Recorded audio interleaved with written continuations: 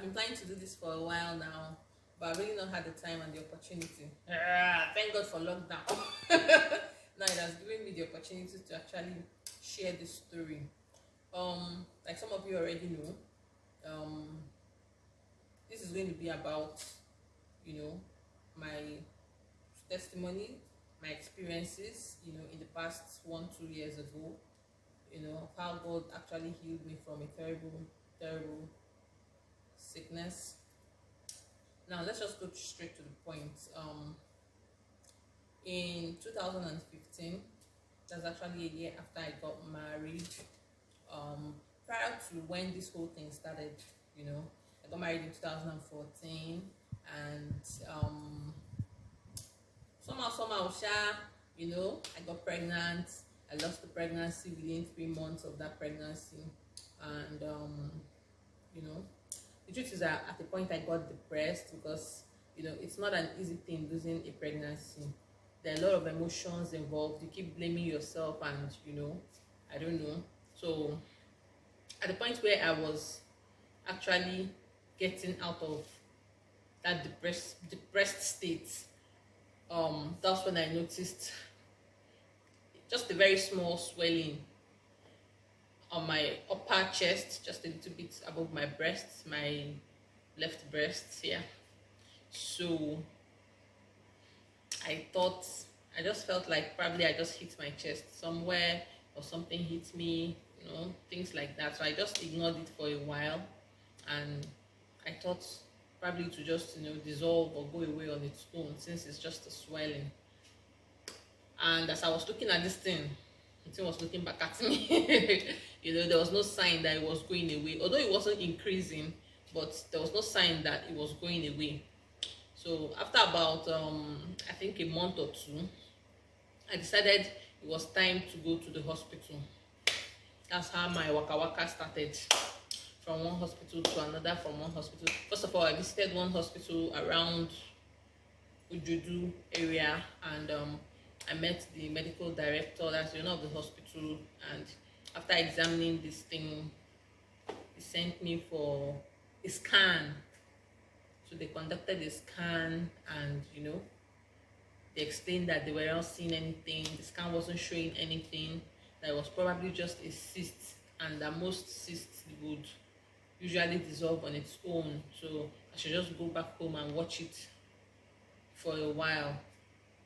So I went home, and after a couple of weeks, I think running into months again, the thing wasn't dissolving. It still wasn't increasing. It was just still small like that.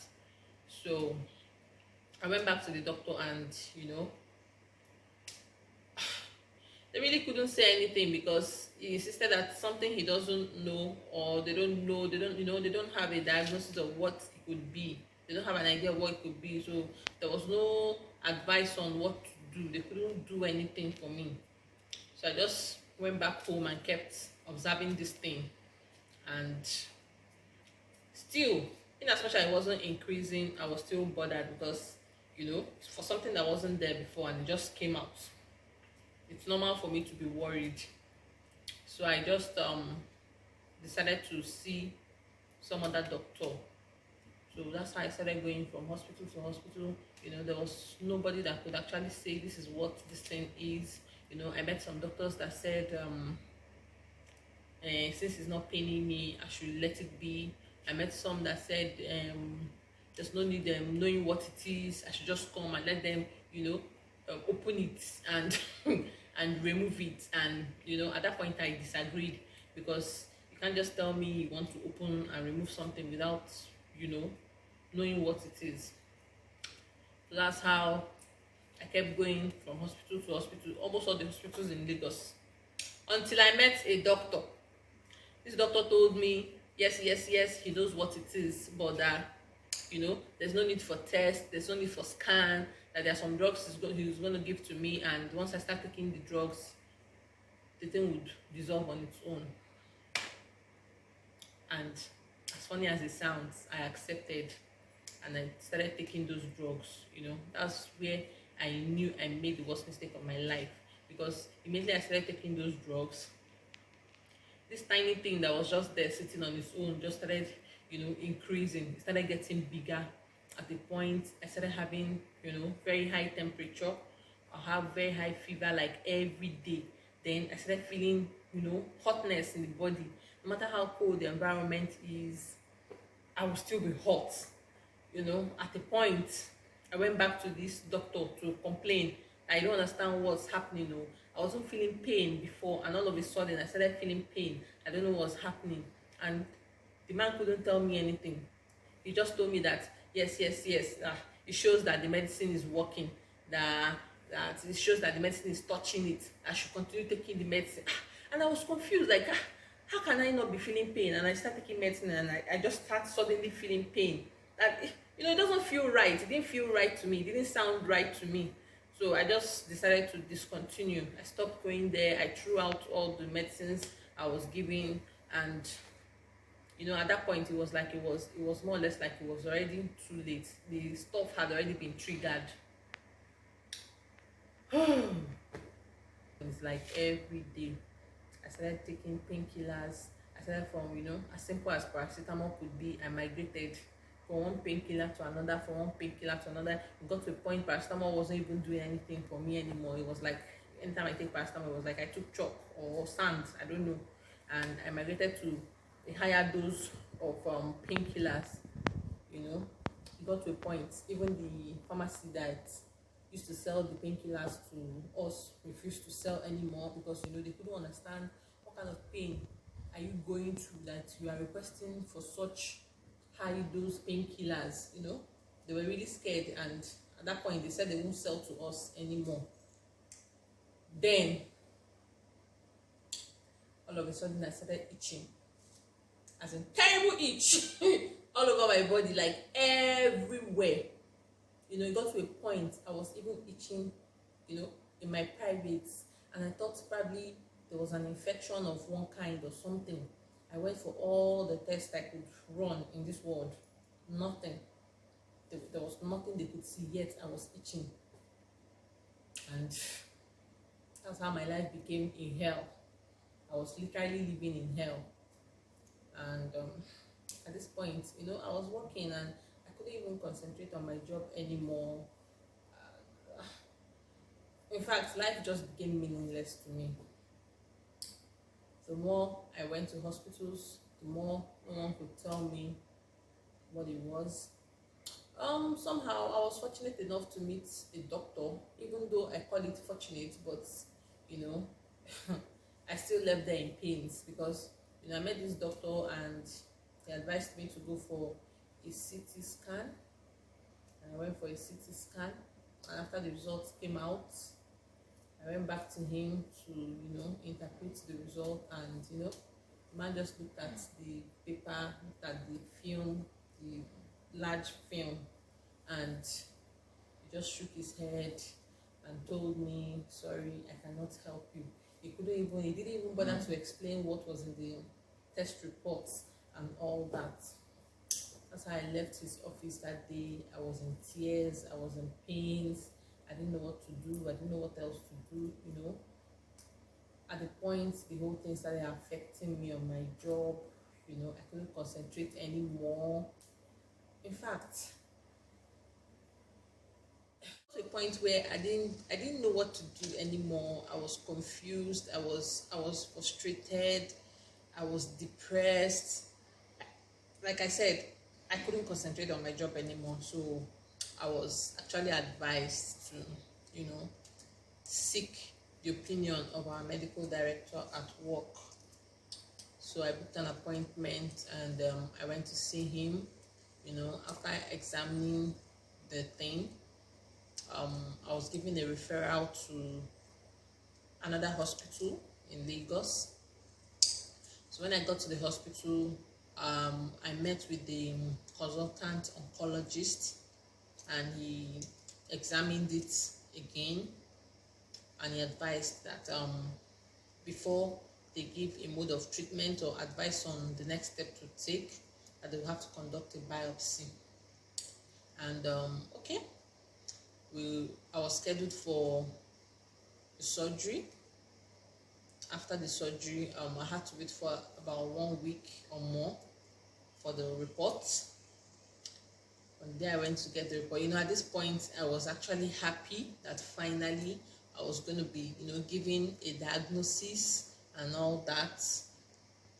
So on the day I went for the report, you can imagine the shock I got when I was told there was no diagnosis, as in no diagnosis at all. They don't know what it was.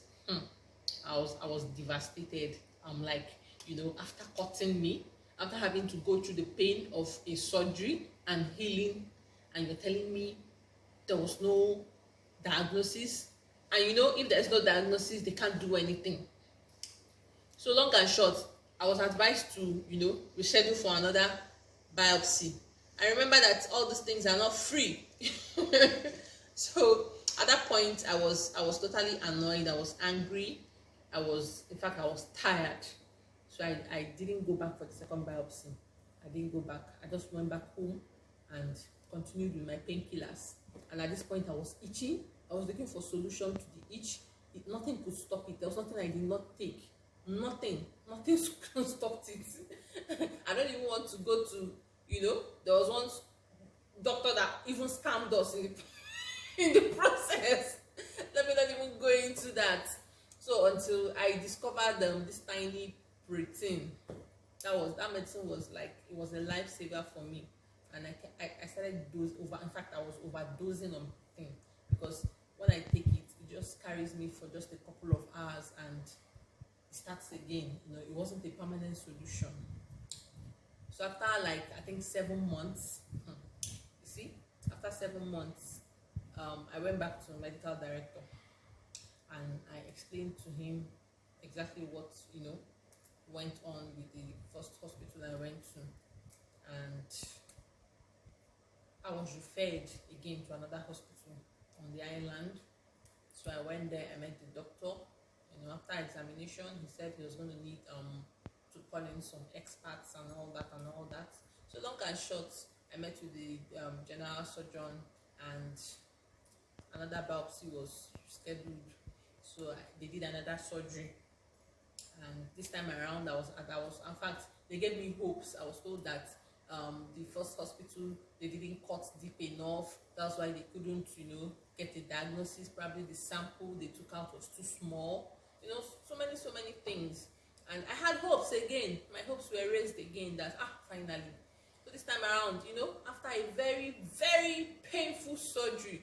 In fact, I don't think I've undergone a surgery so painful, because in as much as I was given injections to knock me off and not to feel the pain, somehow I woke up in the middle of the surgery, and in fact I can't begin to explain what happened there. So at the end of it all, after a week, I came back for my report and I was told it was just an inflammation. And I'm like, inflammation? How? I don't understand. Okay, what's the solution?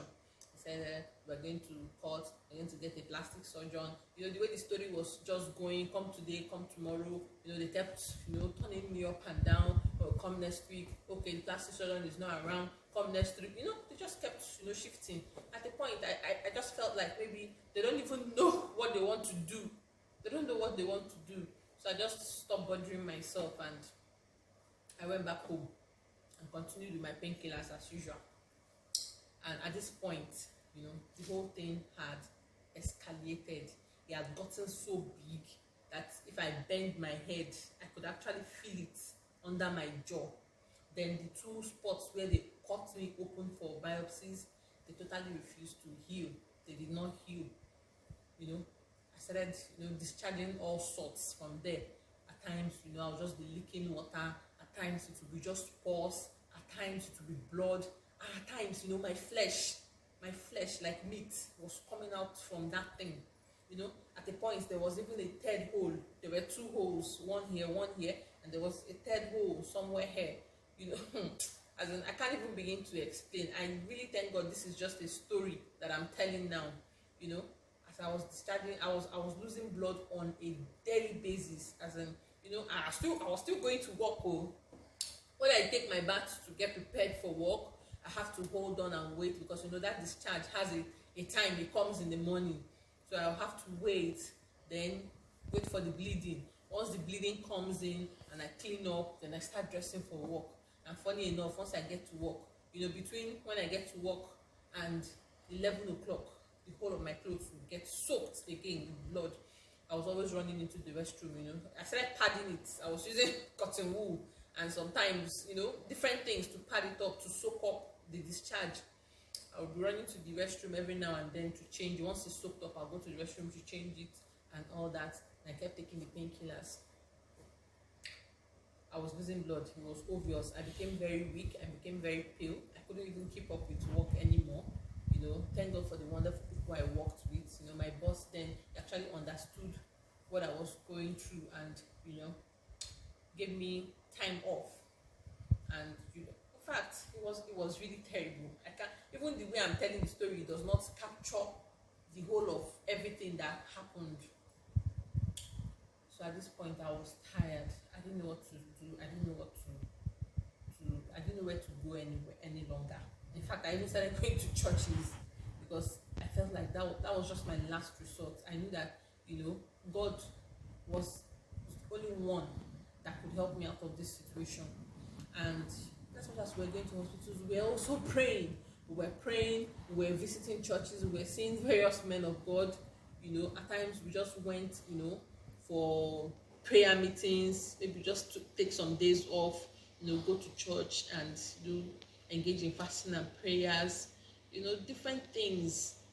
I didn't lose hope. That was one thing I knew. And it never did occur to me that, I didn't even know it was cancer, you understand? So it never did occur to me that I was even, this is something that can even kill somebody. Do you understand? So somehow, at this point, I actually lost 2 pregnancies in the process. So we decided to just, ignore this thing and start trying to raise a family again. So we planned to start going for fertility checks and all. So it was the doctor we went to his place for fertility checkup, and we also explained to him the whole situation. That day he looked at me and he said, "See, pregnancy is not your problem. Number one problem facing you now is this thing on your chest. You need to look for a way to get rid of it. You need to look for what to do to it." Because even he, as a doctor, felt like, why would he even advise me to try to get pregnant when there's something even bigger than pregnancy that I'm facing? So we explained to him all the moves we've made and, how everything we've done so far didn't yield any results. So at that point, he advised me. He told me, "My dear, the Nigerian medical system cannot help you. If you can, and if you can afford it, please find your way out of this country and seek help abroad." And that's how we started looking for options. We started checking up hospitals. Some few colleagues of mine also talked to their doctor friends, and they were giving us advices, giving me options. And stop here for now. Watch out for my next video. I'll tell you people how we started preparing to go to India, the visa process, how we got to India, every other thing that happened from then on. Thank you for watching this video. If you've not subscribed, kindly subscribe. Also turn on the notification button so that you get notified once I upload a new video. Bye.